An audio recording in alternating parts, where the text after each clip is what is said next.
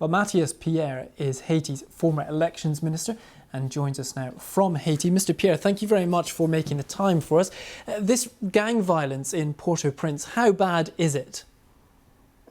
Thank you, Mr. Preston. I think it's very bad in a sense that violence, the gangs are well armed and they received a lot of weapons and ammunition through the contraband from the US. And while the legal police force and army are not well prepared, and they are not able, since President Jovenel Moïse was there, the government of Haiti were not able to legally buy weapons and ammunition due to some constraints with the US government.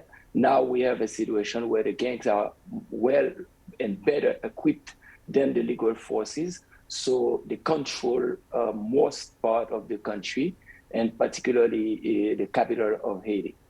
We mentioned fuel prices and food prices. Talk to us about what's encouraging this gang violence and what's fueling it. Certainly, Haiti has been facing for quite a while a very tough economic situation. Understand it very clearly. The capital of Haiti is where everything is happening. And the gangs control most of the strategic neighborhoods of the country. So businesses are not able to work properly. Those of the businesses who are able to work have to negotiate with the gangs in their neighborhood so they could function.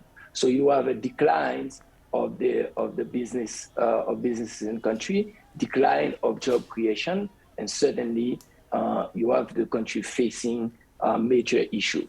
Since President Jovenel was assassinated last year, the local currency dropped more than 100%, and the economic situation is very bad.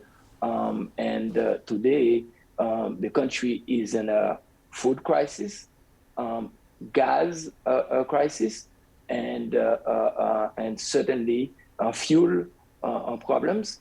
And you can see where and how the population is struggling today. Since 2010, Haiti has received over $13 billion of international aid.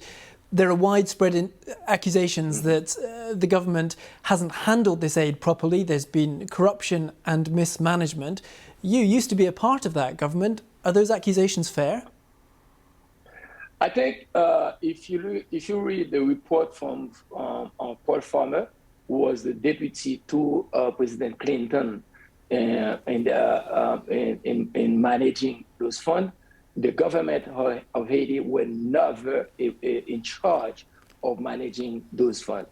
The funds were managed by the entity put in place by the UN, and according to the report from Paul Farmer, approximately $8 billion has been disbursed to the $13 billion promise, $3 billion managed by NGOs. NGOs that received $3 billion, on that $3 billion, only $1 billion were invested, so-called, in Haiti by those NGOs. And the other $5 billion to $6 billion has been managed by different organization entity headed by the UN Council in charge of managing that fund. So the Haitian government never had the responsibility to manage a fund coming from that UN and the international community. Okay, we'll need to leave it there. Matthias Pierre, former elections minister for Haiti, thank you very much for your time. So.